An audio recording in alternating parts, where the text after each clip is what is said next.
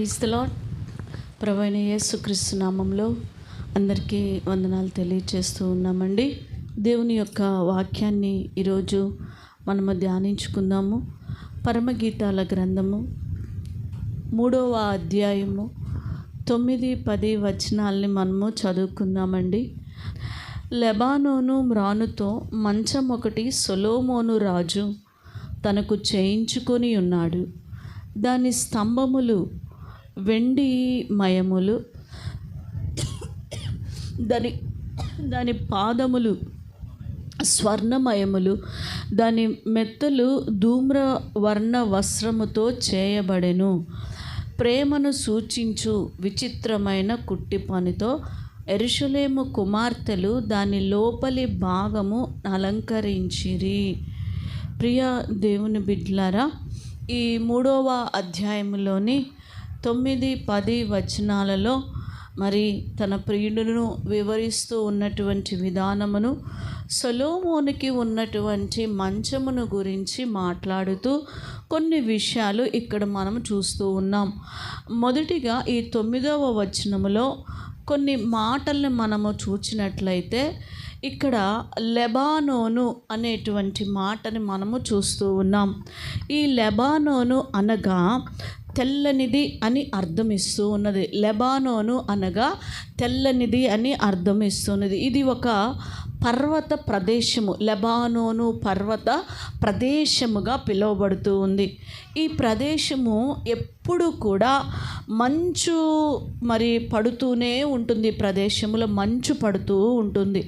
అందువల్ల ఆ ప్రదేశం అంతా కూడా ఎప్పుడు తెల్లగా కనిపిస్తూ ఉంటుందన్నమాట. చాలా తెల్లగా కనిపిస్తూ ఉంటుంది. అందుకే దీన్ని తెల్లనిది అని అర్థం ఇస్తున్నట్లుగా మనం చూస్తూ ఉంటాం. మరి ఇర్మియా గ్రంథంలో కూడా ఒక మాట మనకి చెప్పబడింది. ఇర్మియా గ్రంథం 18వ అధ్యాయము 14వ వచనాన్ని మనం చదువుకుందాం. లెబానోను పొలములోని బండ మీద హిమముండుట మాన. చూడండి, ఇక్కడ ఈ మాట చెప్తూ ఉన్నాడు. హోషేయ 14:5 కూడా చదువుదాం. ఎంతగా ఈ యొక్క ఇర్మియా గారు చెప్తూ ఉన్నారు అంటే, లెబానోను పొలమును బండ మీద హిమముండుట మానునా అంటున్నా. అంటే ఎప్పుడు హిమము ఆ లెబానోను పర్వతము మీద కురుస్తూనే ఉంటుందండి, కురుస్తూనే ఉంటున్నది. హోషేయ గ్రంథం 14వ అధ్యాయం 5వ వచనం కూడా మనం చూద్దాం. చెట్టునకు మంచు ఉన్నట్లు నేను అతనికి ఉందును, పెరుగునట్లు అభివృద్ధి నందును. లెబానోను పర్వతము దాని వ్రేళ్ళు తన్నునట్లు తన్నెదురు. లెబానోను పర్వతము గురించి చెట్టుకి మంచు ఉన్నట్లు నేను ఉంటాను అంటున్నాడు. ఇది సువాసనకరమైనటువంటి ప్రదేశం అండి. ఈ లెబానోను అనేది ఎప్పుడూ మంచు కురుస్తూ ఉంటుంది. అది తెల్లగా ఉంటూ ఉన్నది. ఇది మంచి సువాసన కూడా ఇస్తున్నది. లెబానోను పర్వత తుల్యము అనగా పర్వత శ్రేణి అని కానీ లేక వరుస అని అర్థం ఇస్తూ ఉన్నది. మరి ఇది క్రమశిక్షణకు గుర్తుగా ఉన్నది. ఎలాగున్నదంటే అది వరుసగా ఉన్నట్లుగా చూస్తున్నాం.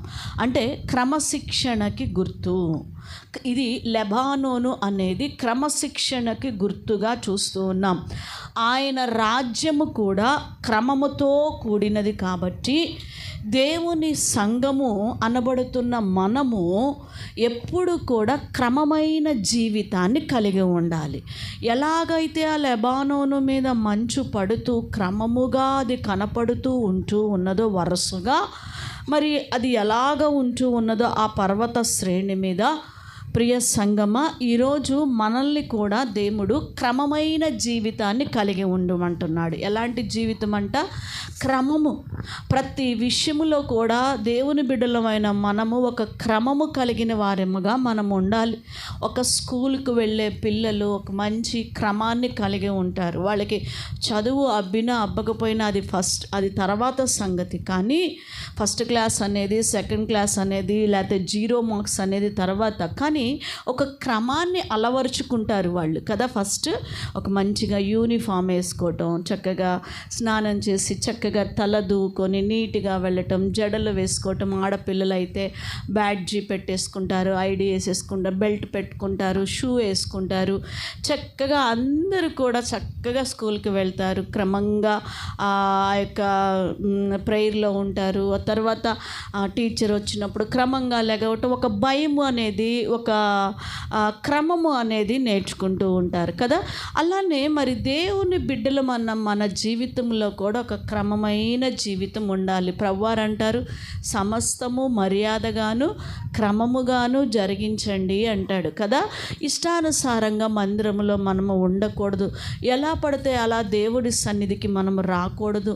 జీవము కలిగిన దేవుని మందిరమునకు పోవునప్పుడల్లా నీ ప్రవర్తన జాగ్రత్తగా చూసుకోమని ప్రభువారు చెప్తూ ఉన్నారు. సో ఇది లెబానోను క్రమమైనటువంటి మరి సంఘముగా ఉండాలని మనల్ని సూచిస్తూ ఉన్నది. రెండవదిగా లెబానోను తర్వాత మ్రాను అని మనం చూస్తున్నాం. ఏం మ్రాను అనే పదాన్ని చూస్తున్నాం. మ్రాను అనగా దూలము అని పిలిచేవారు, వాటిని దూలములు అని పిలుస్తారు. ఈ దూలాలు ఇల్లు కట్టడానికి, పెద్ద పెద్ద పాకలు కట్టడానికి ఉపయోగించేవాళ్ళు అనమాట. ఈ దూలములను ఎలా తయారు చేస్తారు అంటే, ఈ దూలాల్ని అరణ్యము నుండి అలాగే చెట్ల నుండి నరకబడి కోయబడిన తర్వాత వాటిని చెక్కి పలకలుగా చేసి అవి ఏం చేస్తూ ఉండేవాళ్ళంటే ఈ మందిరంలోనికి తేబడుచుండే. లెబానోను మ్రానులతో మందిరములకు ఉపయోగపడినట్లుగా మనం చూస్తూ ఉంటాం. దూలములు, లెబానోను దూలములు, మ్రానులు మరి మందిరము కట్టటకు ఉపయోగించినట్లుగా కూడా మనం చూస్తూ ఉంటాం.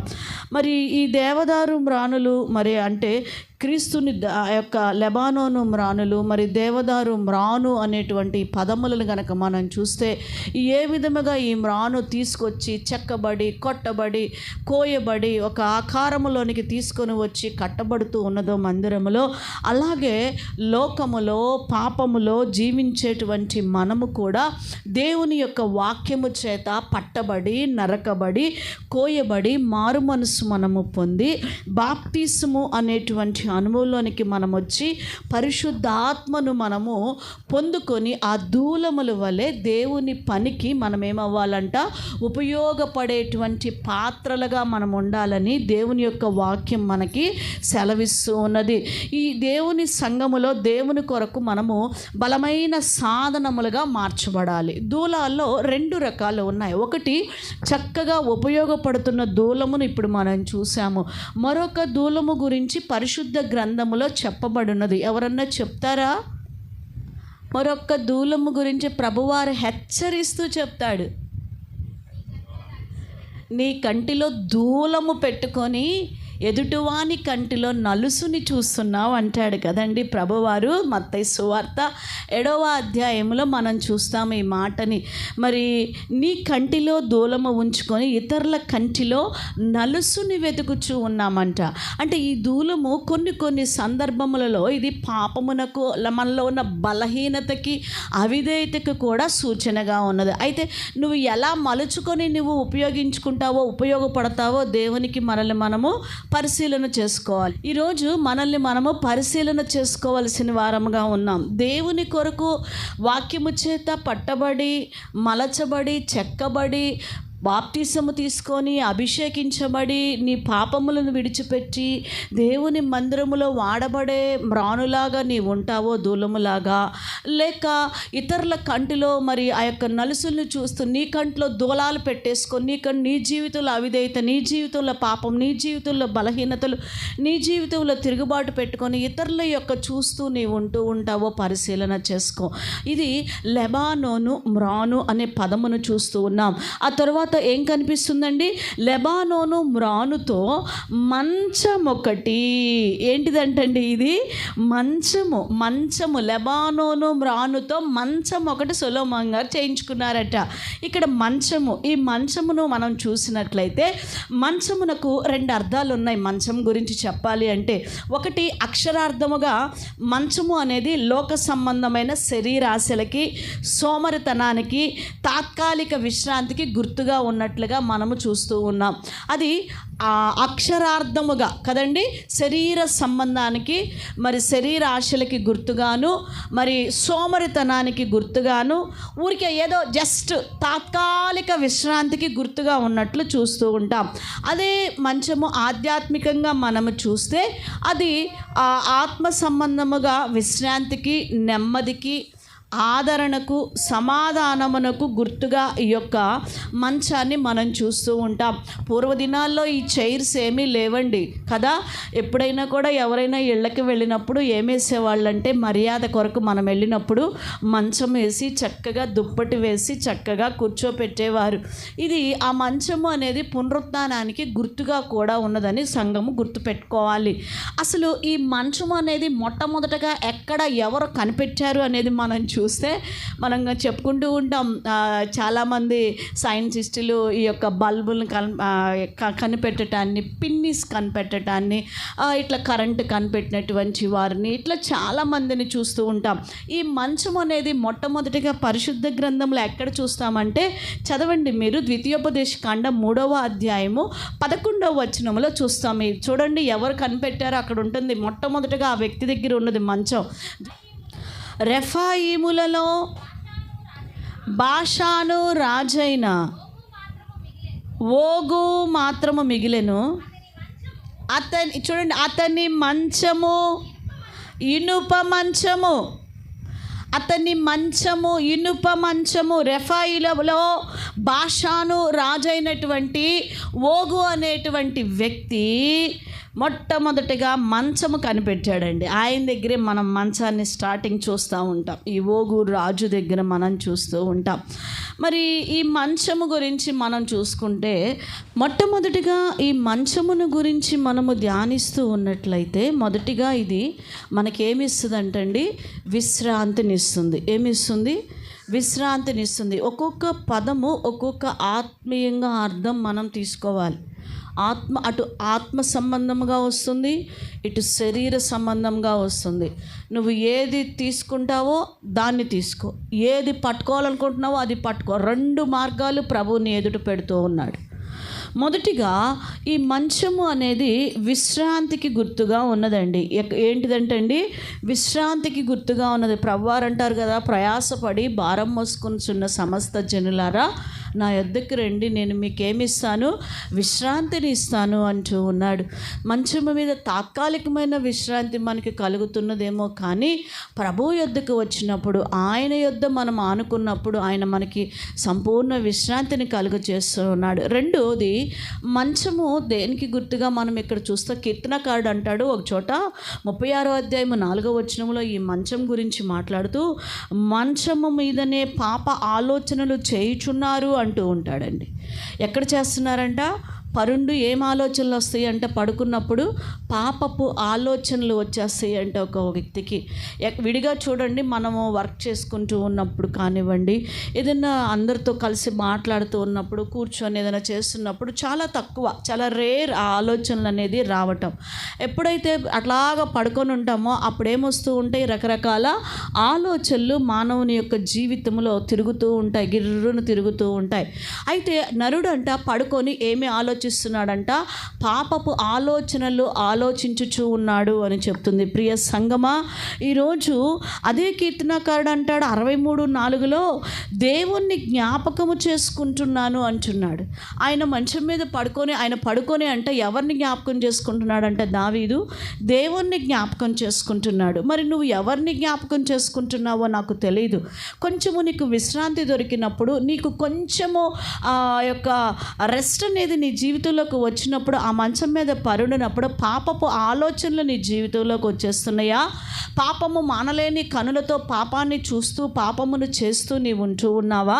లేక మరి పడుకున్నప్పుడు కొంచెం ఆ విశ్రాంతిలో కూడా ప్రభువుని వెతుకుతూ, ప్రభువుని స్తుతిస్తూ, ప్రభువుని జ్ఞాపకం చేసుకుంటూ, ఆయన కార్యాలను నెమరవేసుకుంటూ నువ్వు ఆయన మహిమపరుస్తూ ఉన్నావో, ఈరోజు పరిశీలన చేసుకోవలసినటువంటి వారంగా మనం ఉన్నాం. మూడవదిగా ఇక్కడ మనకి ఈ యొక్క ప్రకటన గ్రంథంలో కనుక మనం చూస్తే 2వ అధ్యాయం 22లో అంటున్నాడు, నేను మిమ్మల్ని మంచము పట్టించేదను అంటున్నాడు. ఏంటి? పడుకోవటం వేరు, మనం మంచం మీదకి వెళ్ళి పడుకోవటం వేరు. మంచము పట్టించేదను అంటే ఏంటి? మంచము పట్టించేదను అంటే ఏంటి? ఆయన పాపం మంచం పట్టాడండి, కాలు ఇరిగిపోయి పాపం మంచం పట్టాడండి 6 నెలల నుంచి. అంటే పడుకోబెట్టేసా, రోగం వచ్చేసేసింది. అంటే దేవుడు అంటున్నాడు, నీ యొక్క అతిక్రమములను బట్టి, నీ క్రియలను బట్టి కొన్నిసార్లు దేవుడు మంచం పట్టించేస్తాడు. మనకి ఈయన తెలుసు, అబిగయీలు యొక్క భర్త అయినటువంటి నాబోతును మనం చూస్తూ ఉంటాం. దేవుడు ఎంతో గొప్ప అవకాశము నాబోతుకి ఇచ్చి దావీదు వెళ్ళి మాట్లాడినప్పుడు లెక్క చేయకుండా ఉంటాడు. నాబోతు ఏం పట్టాడంట? మంచము పట్టి రోగశయ్య మీద ఉన్నట్లుగా మనం చూస్తూ ఉంటాం. ఈరోజు అనేక మంది దేవుని మహిమపరచుచు దేవుని కొరకు బలహీనులైన వారు కొంతమంది అయితే, పాపం వలన రోగశయ్య మీదకి వెళ్ళిపోయిన వారు, మంచం పట్టిన వారు అనేకుల్ని మనము చూస్తూ ఉంటాం. ఇలాంటి పరిస్థితిలోనికి మనము వెళ్ళకూడదని దేవుని యొక్క సన్నిధిలో దేవుడు మనల్ని ప్రేమపూర్వకంగా హెచ్చరిస్తూ ఉన్నాడు. యోబు భక్తుడైతే అంటాడండి, యోబు భక్తుడు 4వదిగా ఈ మంచం గురించి మాట్లాడుతూ 7వ అధ్యాయం 13వ వచనంలో, నా మంచము నాకు ఆదరణ ఇచ్చును అంటూ ఉన్నాడు. ఏమిస్తుందంటండి? యోబు గారికి ఆదరణ ఇస్తుందంట. తన మంచము ఆదరణ ఇస్తున్నది. అవును, ఈరోజు ఆదరణ ఇచ్చేవాడు ప్రభువారే. ఆదరణ లేక అల్లాడుచున్నదానా రమ్ము అంటూ ఉన్నాడు ప్రభువు. ఈరోజు ఏ విషయంలో మనిషి దగ్గర నీకు ఏ ఆదరణ దొరకక, ఏ మాటల్లో ఎక్కడ నీకు ఏమి దొరకక నువ్వు అల్లాడుతూ ఉన్నావో, ప్రభువారు నిన్ను ప్రేమతో ఆదరించడానికి పిలుస్తూ ఉన్నాడు. ప్రియ సంగమా, ఈరోజు ఆయన చాచినటువంటి గాయపడిన చేతులతో నిన్ను పిలుస్తూ ఉన్నాడు. ప్రియ సంగమా, ఆదరించువాడు, మనల్ని బలపరిచేవాడు, మనల్ని హత్తుకునేవాడు యేసుక్రీస్తు ప్రభువారే. 5వదిగా ఈ మంచమును మనం చూసినట్లయితే 49వ అధ్యాయం ఆదికాండము 33వ వచనములో అక్కడ ఒక వ్యక్తిని మనం చూస్తున్నాం. ఆయనే యాకోబు గారు. ఎవరండి? యాకోబు గారు. యాకోబు మంచము మీద తన కాళ్ళు ముడుచుకొని ప్రాణము విడిచెను అని మనం చూస్తూ ఉంటాం. మంచము మీద తన కాళ్ళు ముడుచుకొని ఏం విడిచిపెట్టాడంట?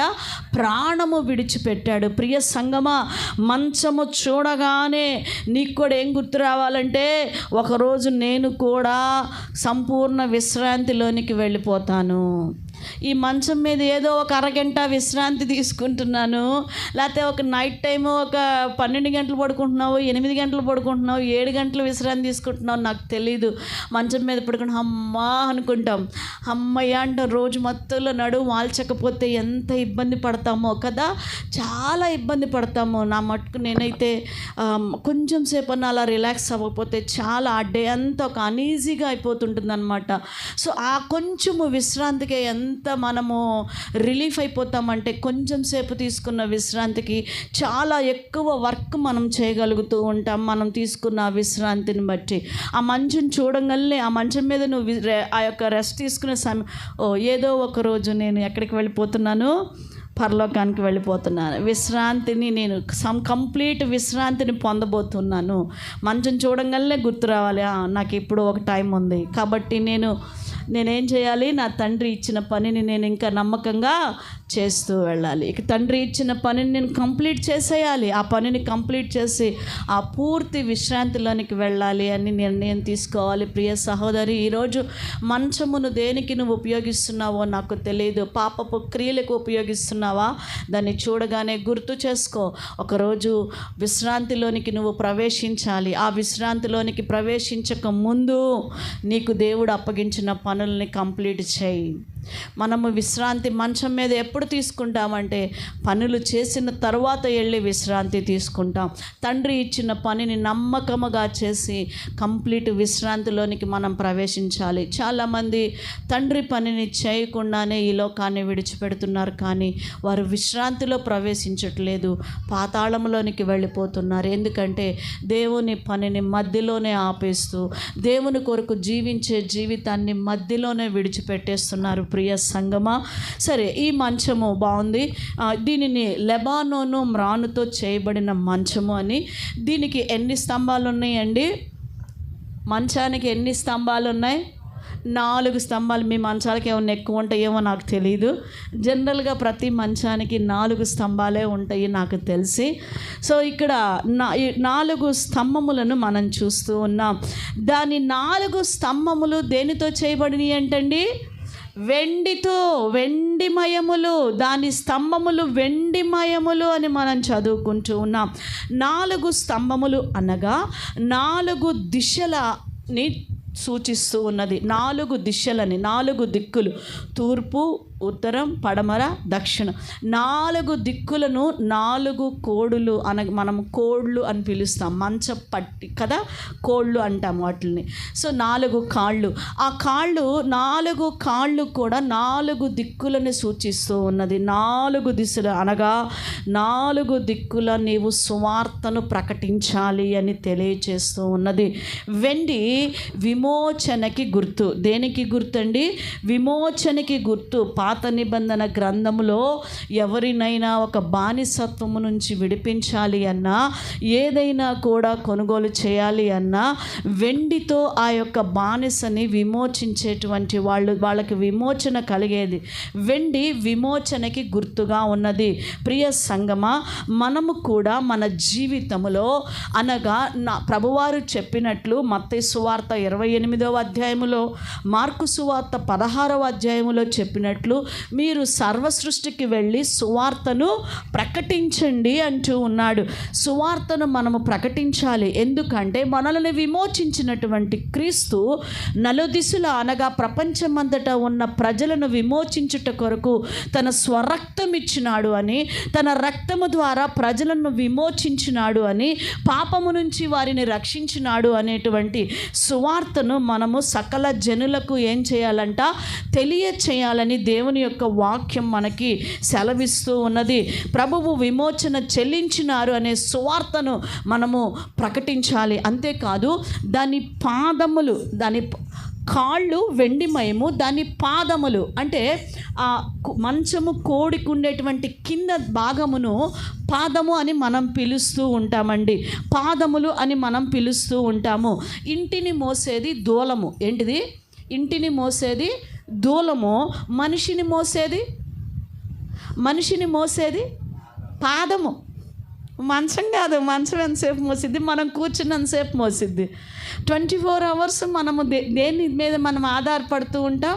పాదములే. మన పాదములు కొంచెం దెబ్బతిన్నా, కొంచెం ఏదైనా బాగోపోయినా నడవటం ఎంత ఇబ్బంది పడతామో కదా. మన పాదాలు ఏమాత్రము ఇంత చిన్న రాయి గుచ్చుకున్న, ఇంత చిన్న ముళ్ళు గుచ్చుకున్న పాదానికి ఇంత పెద్ద శరీరం పనికిరాదు. నడవలేము ఇంకా మనము. జస్ట్ రీసెంట్గా ఇక్కడ ఒక చిన్న నిచ్చెన ఎక్కడానికి ట్రై చేసాం.